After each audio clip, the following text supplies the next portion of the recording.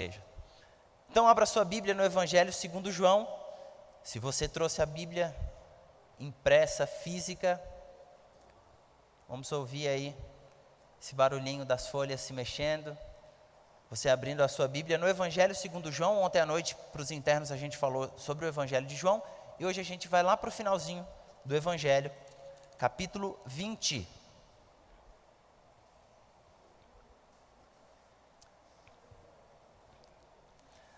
Numa quinta-feira, Jesus é julgado e condenado à morte. Na sexta-feira, ao entardecer, no pôr do sol, Jesus morre na cruz do Calvário. Evangelho de João. Tem Mateus, Marcos, Lucas e João. Aí lá no finalzinho da Bíblia, perto de Apocalipse, tem outro João, mas ali é outra coisa. Tá bom? Evangelho segundo João, capítulo 20. Até porque os outros nem tem capítulo 20. Vamos lá? Jesus morre numa sexta-feira, é sepultado, e diferente do sepultamento dos nossos dias, em que a pessoa é enterrada direto, nos tempos do Antigo Testamento, ou nos tempos bíblicos, o que era mais comum, o procedimento padrão, era que as pessoas ficassem num local até que o seu corpo entrasse totalmente em processo de decomposição, e depois de aproximadamente um ano, eles retiravam os ossos para poder enterrar os ossos das pessoas. Tudo ok aí, gente? Tudo bem aí? Tranquilos? Estão agitados? Está tudo certo? Ok. Então me ajuda aí. Ressurreição de Cristo, capítulo 20 do Evangelho de João. No primeiro dia da semana, versículo 1, Maria Madalena foi ao sepulcro de madrugada, sendo ainda escuro, e viu que a pedra estava removida. Então correu e foi ter com Simão Pedro e com outro discípulo a quem Jesus amava. E aqui João está falando dele mesmo. E disse-lhe também: tiraram do sepulcro o Senhor, e não sabemos onde o puseram. Saiu, pois, Pedro e o outro discípulo e foram ao sepulcro. Ambos corriam juntos, mas o outro discípulo correu mais depressa do que João e chegou primeiro ao sepulcro. E abaixando-se, viu os lençóis de linho, todavia não entrou. Então Simão Pedro, seguindo, chegou e entrou no sepulcro. Ele também viu os lençóis e o lençol que estivera sobre a cabeça de Jesus, e que também não estava com os lençóis, mas deixado num lugar à parte. Bom, então entrou também o outro discípulo, João, que chegara primeiro ao sepulcro, viu e creu. E disse, olha só, olha o que a Bíblia está dizendo, versículo 9. Pois ainda não tinha compreendido a Escritura, que era necessário ressuscitar ele dentre os mortos, e voltaram os discípulos outra vez para casa. No relato do Evangelho de João, a gente vê que quem chega primeiro para poder constatar que Jesus havia ressuscitado foi quem? Quem? Maria Madalena. E Maria, quando se aproxima do sepulcro, ela percebe uma coisa, que a pedra estava removida. Agora eu te pergunto, por que a pedra não estava lá? Primeira pergunta, por quê? Porque Jesus havia ressuscitado? Jesus precisava sair? Resposta errada. Vamos para o próximo versículo, versículo 19. Olha só, dá um pulinho aí no texto. Ao cair da tarde daquele dia, o primeiro dia da semana, domingo, trancadas as portas da casa onde estavam os discípulos com medo dos judeus, veio Jesus e pôs-se no meio e disse: paz seja convosco. Porta trancada, eles com medo do que os judeus fariam, portas trancadas, Jesus aparece junto com eles e fala, como os irmãos evangélicos pentecostais fazem, né? Paz do Senhor. Desejou a paz. Paz seja convosco. Os discípulos se olham assustados e eu te pergunto, a pedra saiu para que Jesus pudesse sair? Mas agora a Bíblia está dizendo que a porta estava trancada e Jesus entrou mesmo assim. E aí? A pedra não foi removida para que Jesus pudesse sair, porque alguém que pelo seu próprio poder, pela vida que existia nele mesmo, pode vencer a morte, pode vencer o sepulcro, não seria capaz de sair de lá sem precisar remover a pedra? A pedra estava fora dali para que os discípulos pudessem entrar. A pedra estava ali para que Maria Madalena, quando chegasse, constatasse que Jesus não estava mais lá. Porque se chegasse e a pedra estivesse ali, ninguém ia perceber a diferença. A pedra não foi removida para que Jesus saísse do sepulcro, mas a pedra é removida para que você e eu possamos ter um encontro com Cristo. Essa é a primeira grande verdade desse texto. Que Jesus tem poder para vencer a morte, muito mais poder ele teria para poder retirar uma pedra. E quando a gente vai para o versículo 19, dentro do mesmo capítulo, fica bem claro isso, de que Jesus tinha poder para poder atravessar a parede. Se você abrir no Evangelho de Lucas, não precisa abrir, mas eu vou citar para você, tem a história também dos discípulos no caminho de Emaús. E da mesma maneira, quando Jesus se apresenta para eles, quando eles percebem que estão com Jesus, Jesus desaparece. Limitar Cristo a um corpo é não entender o que o próprio evangelista João escreve no primeiro capítulo. O verbo se fez carne. Jesus não é nascido de mulher no aspecto total da sua existência.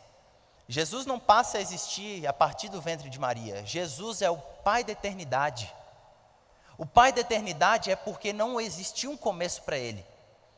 Tentar compreender Jesus, o Rei do Universo, como um simples ser humano que passou pela terra, é incorrer no mesmo erro que os judeus incorrem até esses dias, até os nossos dias, de achar que Jesus foi um personagem comum da história.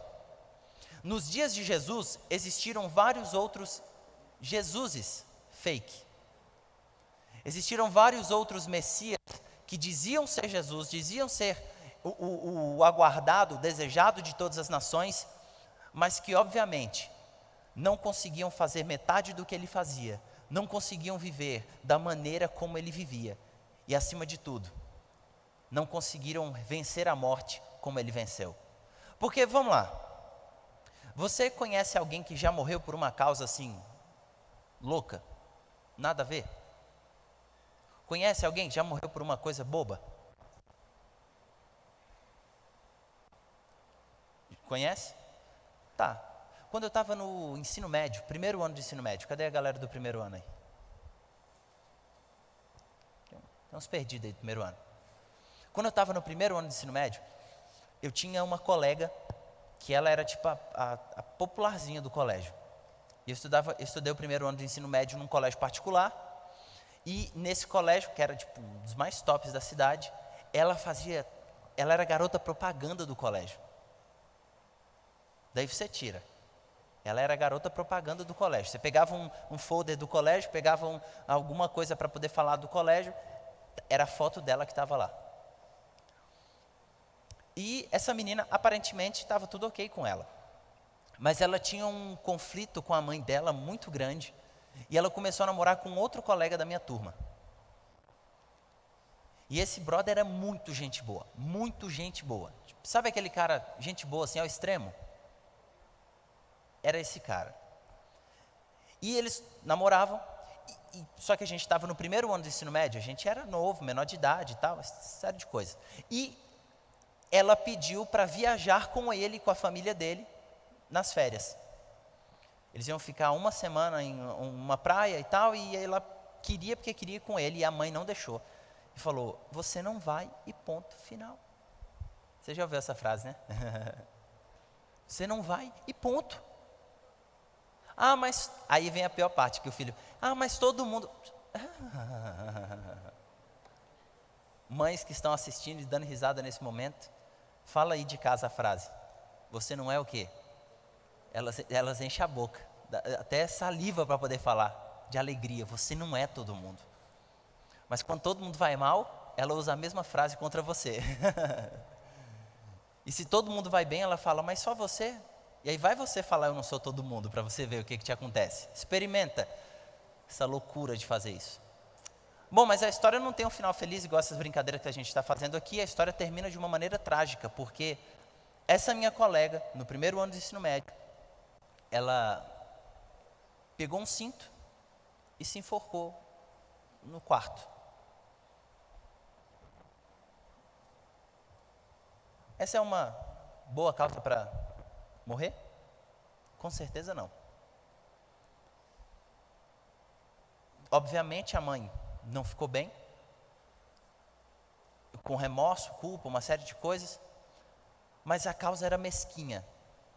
E morrer por uma causa, ainda que seja uma morte nobre, ainda que seja uma causa que realmente faça sentido, ainda assim, só morrer não significa que você é Deus ou que você é o Messias. Morrer por morrer, todos esses outros Messias fakes que apareceram por aí, se um dia o Henrique Cristo resolver se entregar numa cruz e morrer por alguém, ainda assim isso não o torna Deus. O fato de Jesus morrer na cruz do Calvário pode confundi-lo com um simples louco que passou pela história da humanidade e que foi contra tudo e contra todos e morreu numa cruz e se entregou numa cruz por uma causa que ele acreditava, mas que não era uma causa real.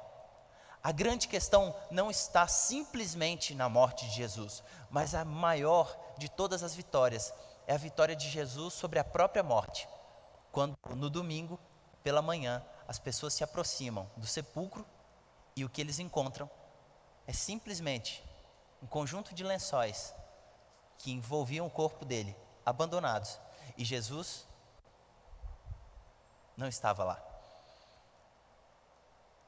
Na história, a gente vai perceber que vários historiadores dos dias de Jesus confirmam que, de fato, existe uma veracidade no relato. E se hoje vocês acham que o mundo é machista, volte a fita alguns anos e você vai ver como as coisas eram piores ainda. Porque o relato de uma mulher nos tempos de Jesus não era um relato com credibilidade.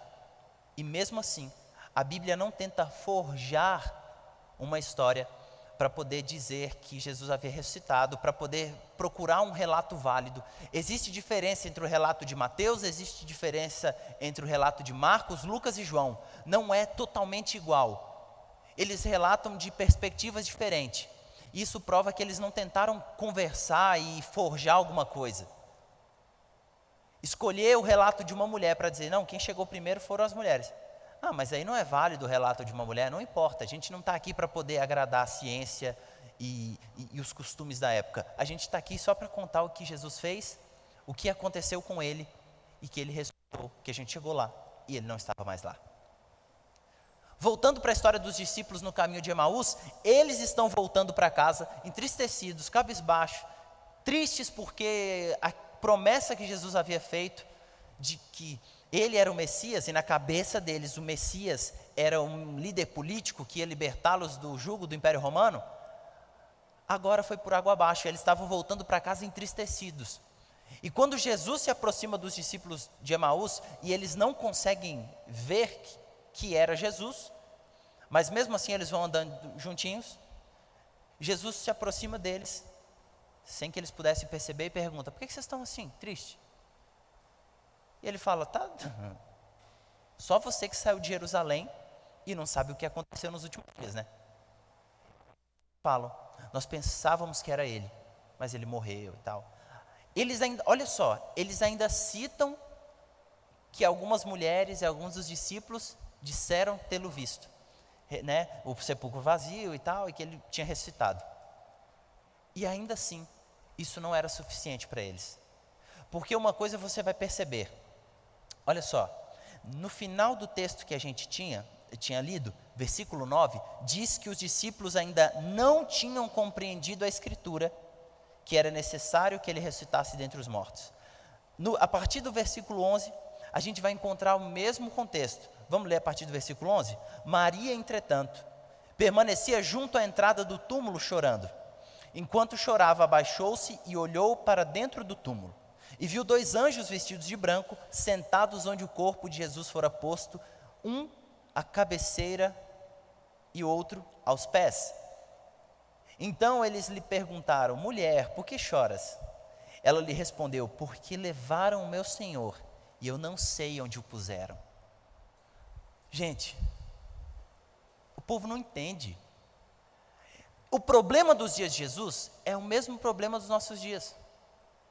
É porque Jesus pode ter dito, desde Gênesis capítulo 3, versículo 15, quando ele disse que viria ao mundo, que um filho, que a mulher daria luz a um filho, que esse filho esmagaria a cabeça da serpente. Desde lá, quando a profecia sobre o Messias foi dada pela primeira vez, e em toda a Bíblia, quando você vai lendo e encontrando profecias sobre Jesus, dizendo que ele seria moído, Isaías falando, aí você vai para Jeremias, fala também, aí você vai para Ezequiel, você vai para os profetas e vê profecia de Jesus, e você percebe que o tempo passa, Jesus vem, e Jesus continua repetindo as mesmas profecias, e Jesus dizia, eu tenho que morrer. Aí o diabo vinha e usava Pedro para dizer, não mestre, você não vai morrer. Gente, mas estava escrito desde o começo que Jesus tinha que morrer. A missão do Filho era se entregar, era morrer por nós, no nosso lugar. Morrer a morte que a gente merece, para dar a vida que a gente não merece. O grande problema dos seguidores de Cristo, e o grande problema de pessoas sinceras, ainda nos nossos dias, é que as pessoas não entendem o que Jesus falou, ainda que esteja claro, nítido, na frente das pessoas, sem a influência direta do Espírito Santo, o ser humano não consegue entender o que Jesus disse. Jesus não tinha dito para os discípulos que ele ia morrer? Tinha dito. E eles não entenderam. Jesus não tinha dito que no domingo, lá 3 dias depois, ele ressuscitaria. Ele ainda não usou o exemplo de Jonas. Ele falou, eu não vou dar outra profecia, basta Jonas, que ficou 3 dias como se estivesse morto e tal, e depois voltou à vida. Jesus não tinha predito que ele ressuscitaria dentre os mortos? E por que que mesmo ela enxergando 2 anjos, ela não entende o que tinha acontecido com Jesus, e ao invés de falar, então Jesus ressuscitou, ela pensa, então roubaram Jesus. Tem coisa que está escrita na Bíblia e é de simples acesso, de simples compreensão. Mas se as pessoas que andaram com Jesus não conseguiam perceber, imagina a gente que não viveu lado a lado dele. Existem coisas que são difíceis para a gente entender. E por isso a gente tem que pedir o Espírito Santo para ele nos ajudar a entender algumas coisas. Eu vou continuar a leitura porque diz assim a palavra de Deus. Tendo dito isso, olha só.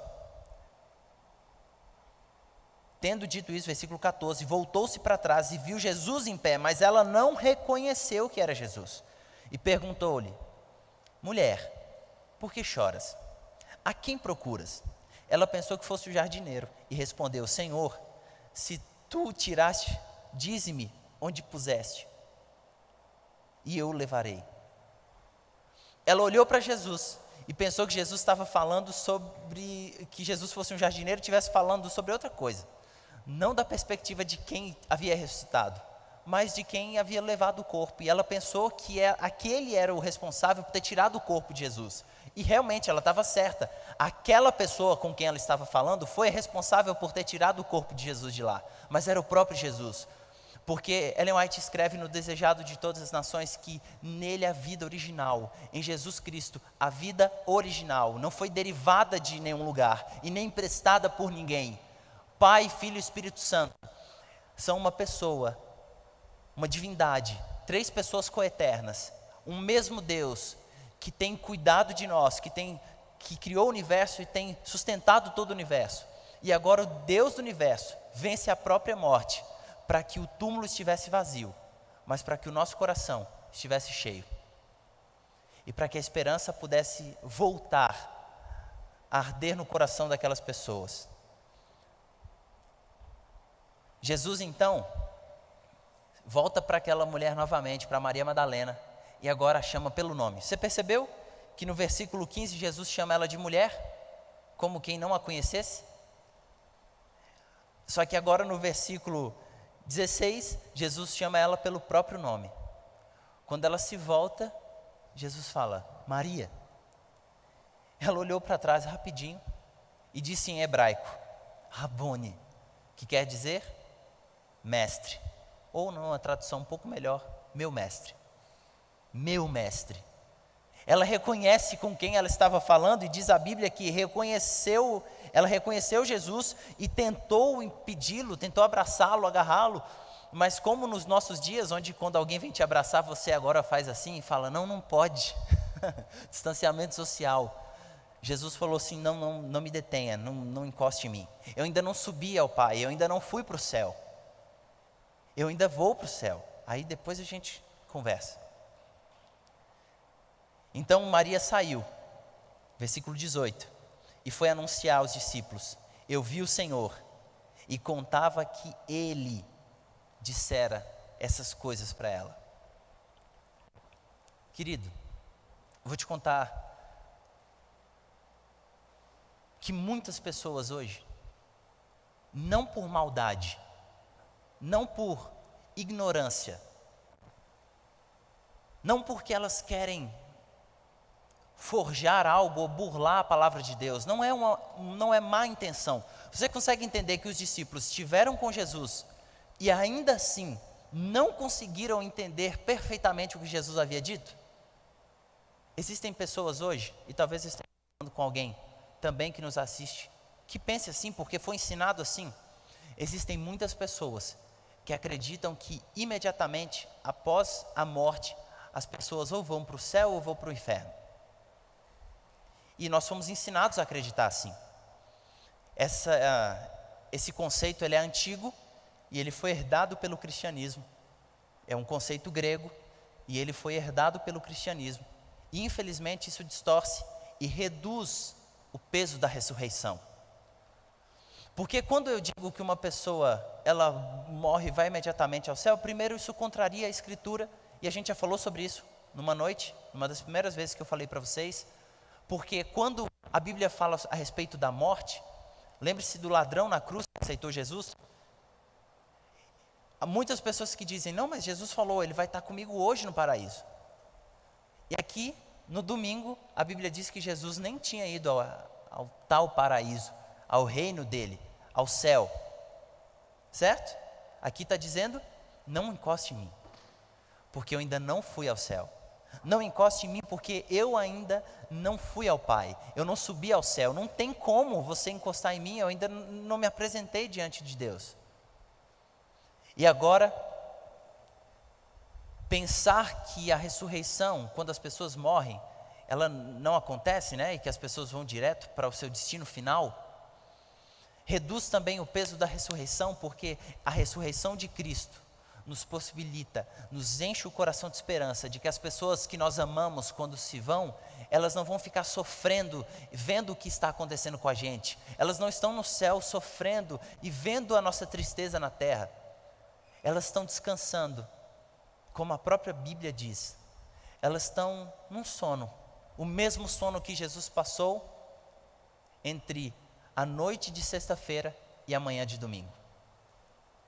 Isso tem que encher o nosso coração de esperança, porque isso faz com que a gente lembre do que Paulo escreveu, que na ressurreição de Cristo, nós os salvos, aqueles que descansam vão ressuscitar para ver Jesus, e aqueles que estão vivos vão ser transformados para ser arrebatados com Ele. Aí sim ressurreição acontece, aí sim nós vamos poder experimentar algo que naquela manhã de domingo, Jesus com a sua ressurreição trouxe como uma possibilidade para a gente. Um dia você e eu vamos experimentar. Talvez não, talvez Deus nos dê a grata alegria de poder participar da volta dele ainda vivos. Mas mesmo que a morte chegue para cada um de nós, enche o seu coração de esperança, porque por causa da ressurreição de Jesus, você tem uma nova vida. Eu estou falando aqui para uma família especial e eu falei com eles pelo Instagram e pedi para que a filha, que foi minha aluna lá em Piracicaba, a Fernanda, pudesse encaminhar esse vídeo também, né, essa transmissão também para o pai dela, o Alexandre. Há um mês atrás, a última coisa que eu fiz na cidade de Piracicaba, a última coisa que eu fiz na minha antiga função como pastor do Colégio Adventista de Piracicaba, infelizmente, foi ir ao velório de uma família, de uma pessoa, né, que fazia parte de uma família muito amada por mim. Tem algumas famílias que a gente se apega muito, muito. E a Rúbia era uma dessas pessoas que era sempre alegre. Ela trabalhava com van em transporte, então ela levava os alunos para a escola. Ela e o esposo tinham essa empresa e eles eram super solícitos, sempre participavam de tudo. Essa mulher ia sábado à tarde para a porta do supermercado junto comigo para a gente arrecadar alimento para o mutirão de Natal. E a gente fez a maior arrecadação talvez de um colégio de externato de toda a divisão sul-americana. O nosso colégio arrecadou quase 9 toneladas de alimento, 8,7 toneladas de alimento, só pelas mãos dos alunos. E a Rúbia foi uma dessas pessoas que estava comigo ali, colada sempre, movimentando os outros pais, movimentando as crianças para a gente poder fazer arrecadação. E durante 30 dias, a gente arrecadou tudo que dava. Início da pandemia no ano passado, esse mesmo período de Semana Santa, talvez a Fê se lembre, talvez a Isabela se lembre também, a mais novinha. O Alexandre eu sei que se lembra. A Rúbia viu que eu postei a transmissão da Semana Santa que foi feita pela TV Novo Tempo. Aquelas noites lá, o Arautos cantando e tal, o Luiz Gonçalves pregando no final. E ela me pedia o link toda noite, falava, pastor, eu estou assistindo, nossa, que bênção. Eu tenho certeza que Deus falou ao coração da Rúbia naquele momento. A Rúbia, quando a gente começou lá em casa, o ministério Livedeira, a Rúbia era aquela que toda live estava comigo. Principalmente no começo, quando tudo era muito difícil, quando tudo era mato. O nosso projeto estava iniciando, o nosso ministério estava começando ainda. A Rúbia sempre esteve presente, mandou para os outros pais, ela comentava, ela tirava print, ela me agradecia, pedia oração pela família dela. Infelizmente, a última coisa que eu fiz como pastor de Piracicaba foi vê-la num caixão. E hoje completa um mês da morte dela, e essa mensagem especial para vocês também, família Miller. Vocês estão no meu coração e saibam que a esperança da ressurreição de Cristo precisa encher o coração de vocês até o dia da vinda dele. A mãe de vocês não está sofrendo. Segundo a Bíblia, a mãe de vocês está descansando, aguardando o retorno de Jesus. Prepare-se também para esse momento. Porque a palavra de Deus, ela nos convida a ter um encontro com esse Cristo. Justamente porque, diferente de todas as outras crenças do mundo, o meu Deus, o seu Deus, ele não está morto, mas ele está vivo. E ele vive e reina para todo sempre. E muito em breve, diz a palavra de Deus, que esse Jesus vai voltar. É assim que no começo do Evangelho de Atos, porque o livro de Atos também é o Evangelho, escrito por Lucas, é a continuação da história dos discípulos. No comecinho do livro de Atos, a palavra de Deus diz que Jesus foi subindo para o céu e que eles foram confortados por anjos que diziam, varões galileus, não fiquem tristes porque ele está subindo.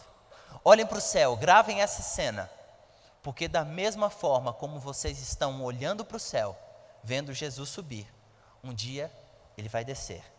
E quando ele vier, ele vai levar vocês para o reino dele. Lembra da promessa de João 14? Não se turbe o vosso coração. Credes em Deus, credes também em mim. Na casa de meu pai há muitas moradas. Se assim não fosse, eu vou lhe teria dito. Eu vou fazer o quê? Preparar-vos lugar. E quando eu for preparar o lugar, eu voltarei, para que onde eu estiver, estejais vós também.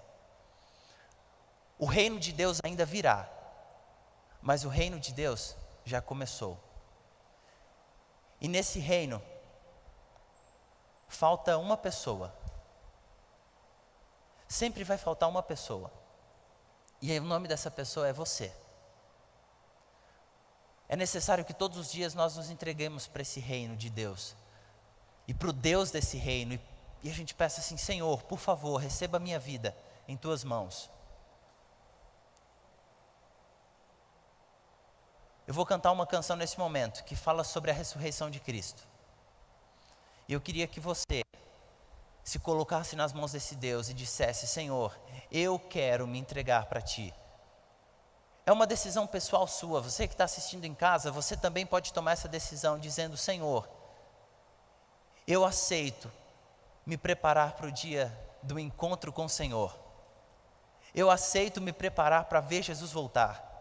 Eu quero me entregar a Ti através do batismo, eu quero entregar através do batismo diário do Espírito Santo, eu quero que o Senhor me use com poder. E você que está aqui, aluno, que tem o privilégio de estar numa igreja, enquanto a maior parte das igrejas do Brasil estão fechadas, eu quero te fazer um desafio especial. Eu ainda não fiz isso, mas eu quero fazer hoje com você. Se você precisa entregar o seu coração a Cristo, nessa manhã de sábado, durante essa canção, eu quero que você venha à frente. Eu quero orar e cantar junto com você. É um privilégio que a gente tem, nesses dias que eu posso estar com vocês aqui dentro do internato, e eu quero fazer uma oração especial por você. Se você tem um pedido no coração, se você tem o desejo de se entregar a Cristo, esse é o momento. E eu te convido a fazer isso agora.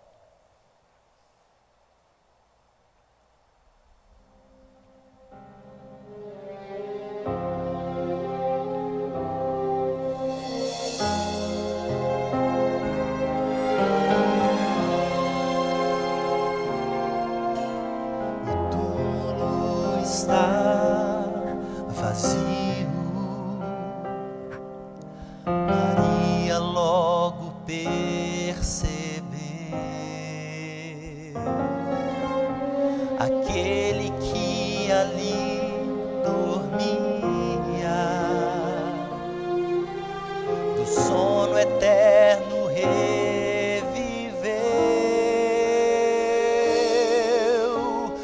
Um anjo poderoso seu nome chamou e das cadeias da morte libertou. E ao terceiro dia a promessa se cumpriu e logo depois ao céu subiu. Uma viagem majestosa ele começou, foi passando pelos mundos que ele mesmo criou e foi saudado como um rei, aclamado como herói, pois na guerra contra o mal saiu-se vencedor. Chega diante de seu Pai e no coro angelical uma festa preparada. Cristo diz: eu não posso celebrar, e ainda falta um pouco mais. Muitos filhos tão queridos estão longe do lar e comigo à mesa necessitam estar. Ainda falta você se entregar, ainda falta você o aceitar, pois não foram em vão aqueles cravos nas mãos. Não, não, não. Falta você se decidir, ainda falta você não resistir a tanto amor ao meu Senhor. A festa está preparada, mas falta você. Creia nisso. A festa está preparada, mas só falta você.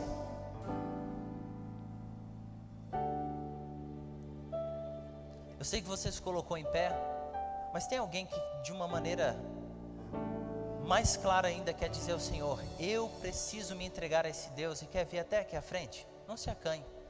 Se tiver alguém que precisa vir aqui para a gente orar junto, pode vir. Elias, seja bem-vindo. Fique à vontade, não venha porque outras pessoas estão vindo ou porque você quer participar desse momento porque eu te convidei, mas venha se você precisa de uma oração especial, de entrega do seu coração a Deus. Amém.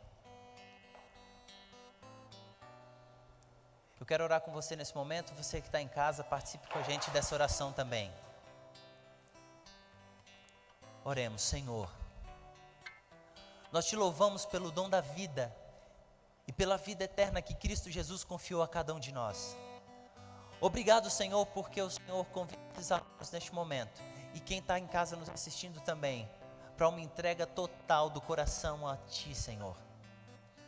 Obrigado porque um dia Jesus Cristo ressuscitou, encheu o nosso coração de esperança novamente, encheu o nosso coração da presença de Deus, e em nome de Jesus, enche o coração de cada um desses que vieram aqui à frente, para poder se entregar, se derramar nos Teus pés. Enche o coração deles da certeza de que muito em breve o Senhor está voltando. Abençoe de forma especial também aqueles que não se levantaram ou se levantaram e não vieram aqui à frente, mas que o Senhor derrame sobre o coração de cada um deles também a certeza do Teu amor e da Tua graça e verdade, Senhor. Cuide de quem está nos assistindo, que não pode frequentar a igreja há um bom tempo, que não pode participar das coisas que ama fazer na casa de Deus, mas que o Senhor, Pai, transforme a vida de cada uma dessas pessoas em uma casa de oração, em um templo, e visite-os com o Espírito Santo constantemente. Nos dê um ótimo sábado em Tua presença, nos abençoe em nome de Jesus. Amém, Senhor. Amém. Deus abençoe você.